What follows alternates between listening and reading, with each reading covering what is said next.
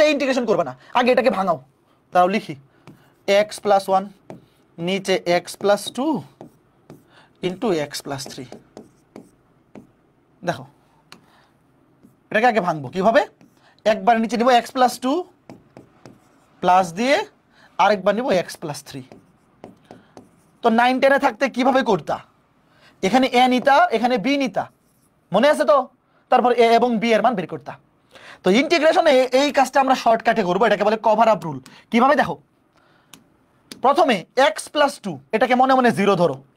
বলো x plus two কে মনে মনে জিরো ধরলে, মনে মনে এগুলো লিখবা না, এক্স এর মান কত -2 না, এক্স প্লাস টু এটাকে মনে মনে জিরো ধরবা, তাহলে এক্স এর মান -2।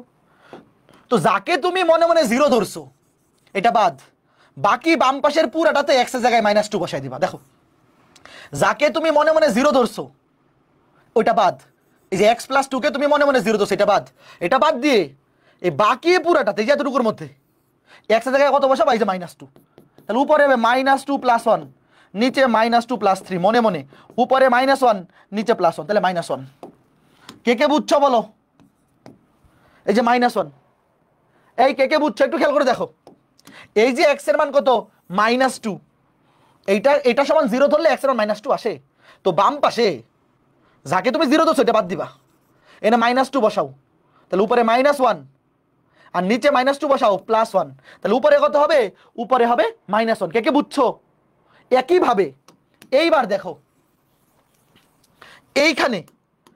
এইখানে এটাকে জিরো ধরো, এক্স প্লাস থ্রি কে জিরো ধরো মনে মনে, তাহলে এক্স এর ভ্যালু কত -3।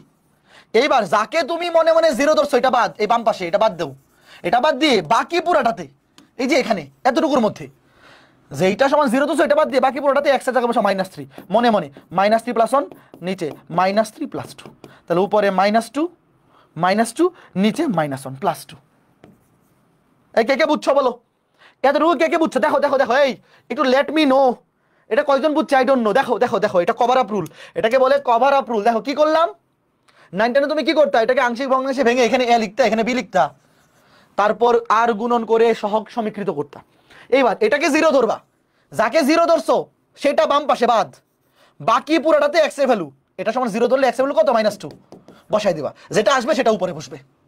আর এক্স প্লাস থ্রি কে জিরো ধরলে এক্স এর ভ্যালু -3, যাকে তুমি জিরো ধরছো সেটা বাদ দিয়ে বাকি বাম পাশে পুরোটাতে বসাই দিবা, চলে আসবে, শেষ। সুতরাং এখন আমাকে বলো, এই রাশিটাকে যেহেতু আমরা এই দুইটা রাশির যোগফল রূপে প্রকাশ করছি, তাহলে এটার ইন্টিগ্রেশন করা যে কথা, এই দুইটার যোগফলের ইন্টিগ্রেশন করা একই কথা না, আমি তোমাকে লিখে দিই দাঁড়াও। সুতরাং